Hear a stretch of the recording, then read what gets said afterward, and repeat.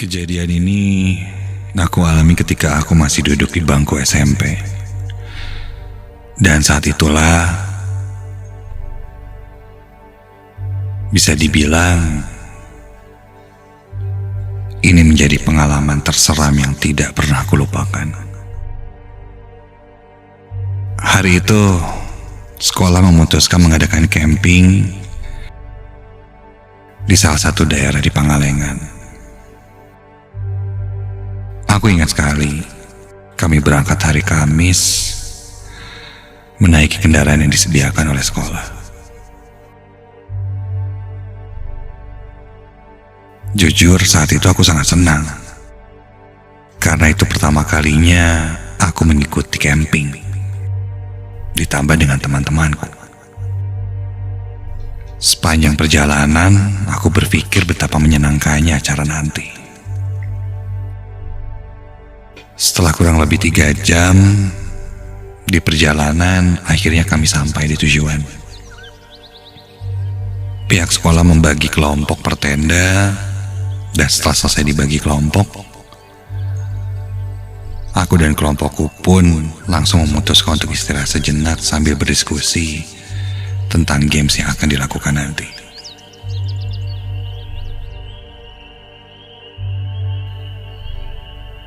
Sekitar jam 7 malam, kami mulai acara yang disiapkan oleh panitia sekolah.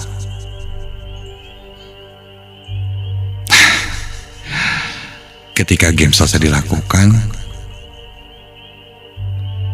ternyata kelompok kami menang dalam semua game. Wow.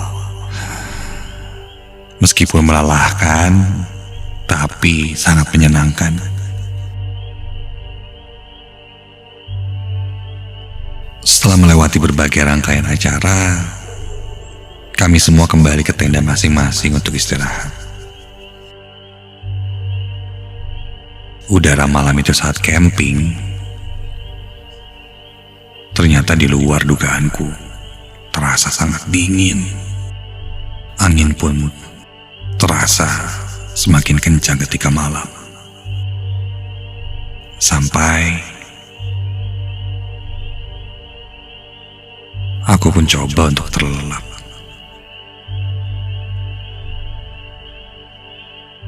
Entah sudah berapa lama aku tertidur, aku tiba-tiba terbangun. Karena udara yang dingin akhirnya membuatku beser ingin buang air kecil. Kulihat beberapa temanku di tenda sudah tertidur.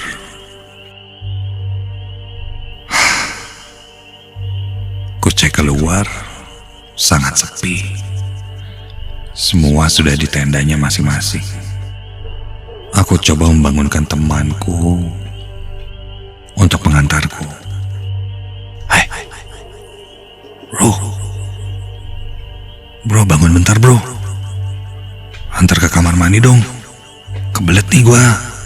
Hei, ayo dong. Namun temanku tidak merespon ucapanku, malah melanjutkan tidur. Karena sudah tidak tahan, terpaksa aku pergi sendiri. Ku ambil senter, keluar dari tenda, dan menuju ke kamar mandi.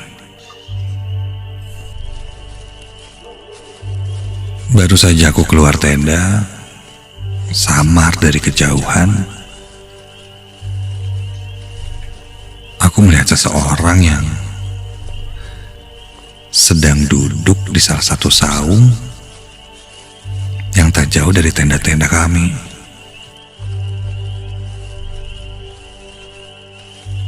Perempuan itu duduk sambil mengayun-ngayunkan kakinya ke depan ke belakang. Dari pakaiannya,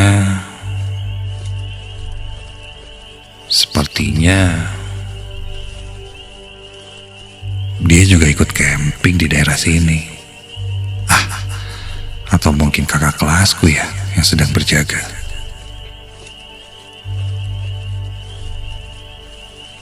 Aku pun mendekatinya, dan ketika dekat, Aku lihat wajahnya.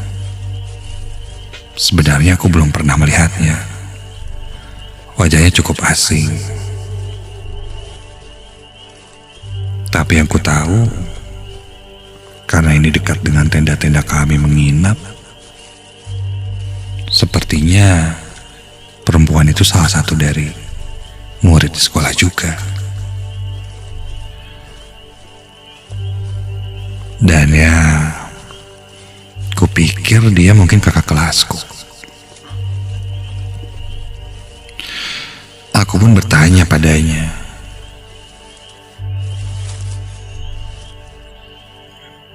"Kak, kalau kamar mandi sebelah mana ya?" Dia lalu menunjuk ke arah kamar mandi yang tidak begitu jauh juga dari tempatku berdiri. Sebenarnya aku hanya basa-basi bertanya seperti itu. Padahal aku sudah tahu di mana letak kamar mandinya.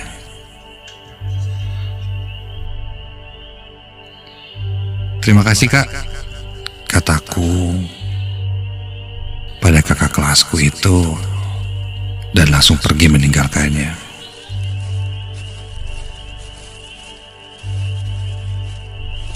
Aku berjalan menuju kamar mandi, dan ketika aku melangkah,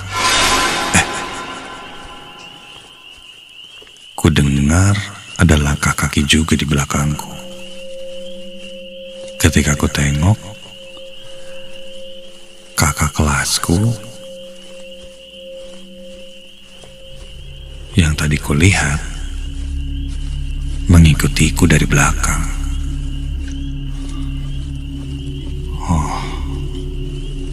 Mungkin mau ke kamar mandi juga kali ya.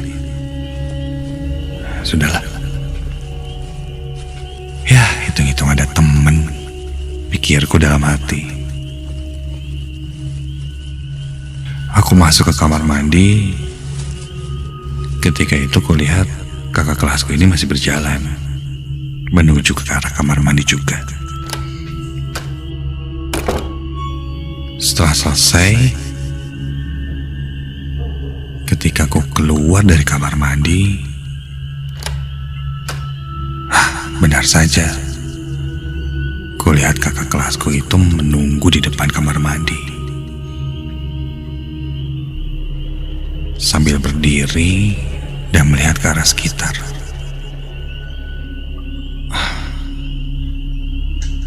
"Silakan, Kak, aku duluan ke tenda ya." Dia hanya mengangguk, lalu masuk ke dalam kamar mandi.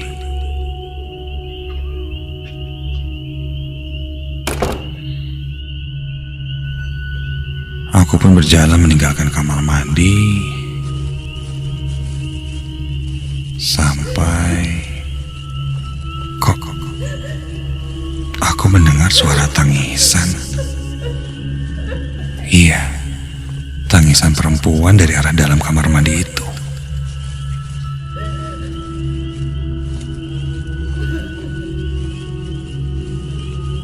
Refleks aku pun kembali ke kamar mandi, lalu mengetuk kamar mandi itu. "Kak? Kak? Kakak kenapa, Kak?"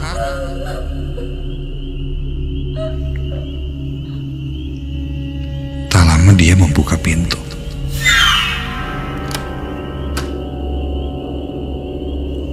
Kepalanya menunduk dan dia menangis, terseduh-seduh. Kak, kakak nggak apa-apa? Ya udah yuk kita balik ke tenda aja, Kak.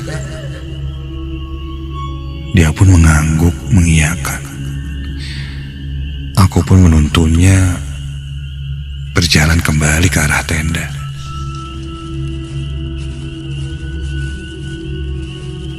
Selama berjalan ke arah tenda, dia tidak berkata sedikit pun.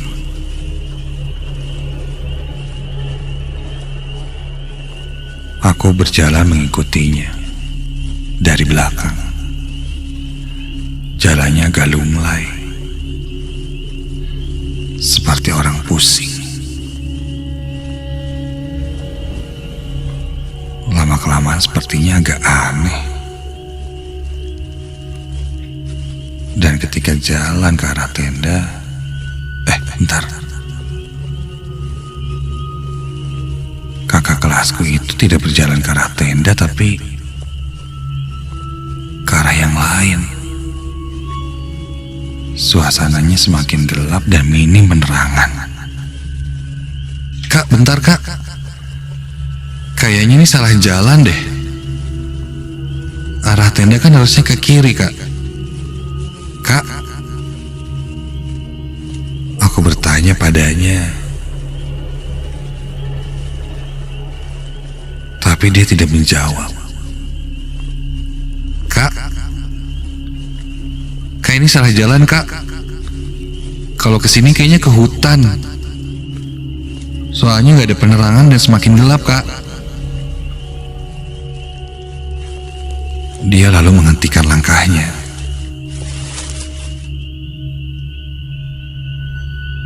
Hanya dia mematung. Aku pun mulai mendekatinya, mencoba untuk bertanya sekali lagi. Dan ketika aku tepuk bahunya, kak, refleks dia pun menoleh ke arahku dan astaga.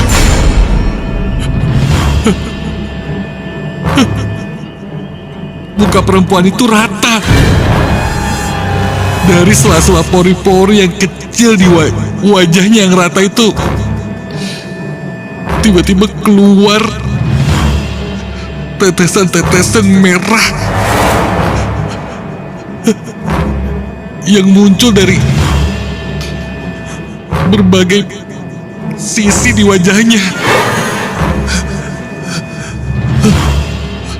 Aku agak terdiam, terpaku dan tidak bisa menggerakkan badanku. Aku ingin berteriak tapi tidak bisa. Suaraku tidak keluar. Sosok perempuan berwajah rata itu mulai semakin mendekatiku. Dia melenggak-lenggokkan kepalanya.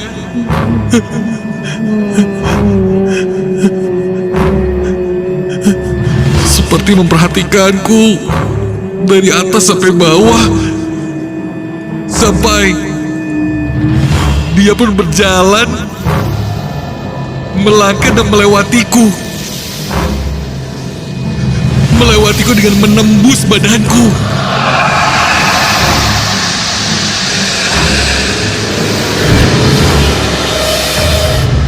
Seketika rasa dingin terasa di seluruh tubuhku dan ketika sosok itu melewat ke arahku, tiba-tiba saja semua menjadi gelap.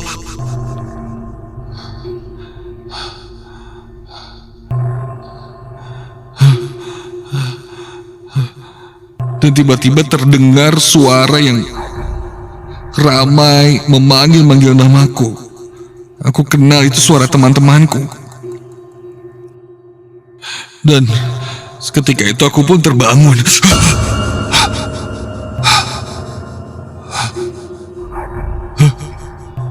Kulihat saat itu teman-temanku menggotongku membawaku ke arah tenda.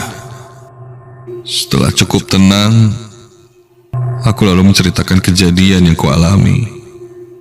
Salah satu kakak kelasku yang mempunyai kemampuan untuk merasakan dan melihat bilang, katanya ada salah satu penunggu di sini yang tidak suka denganku. Alasannya apa? Kenapa sosok itu tidak suka padaku?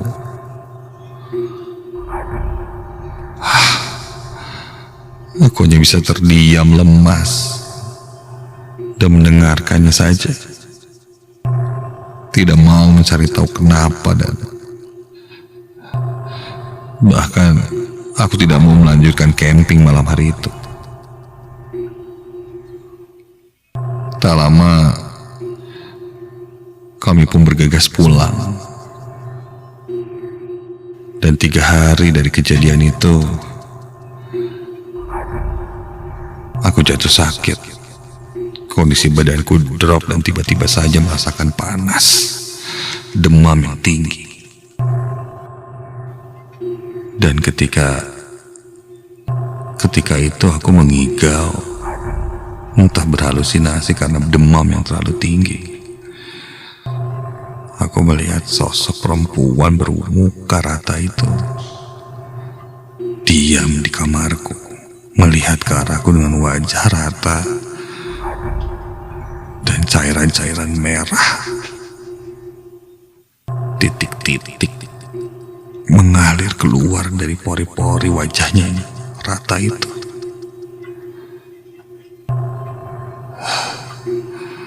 Setiap kututup mataku, aku melihat sosok bermuka rata itu.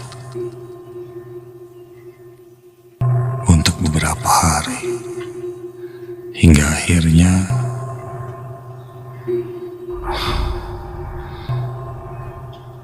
ketika aku terus berdoa, sosok itu pun hilang dengan sendirinya.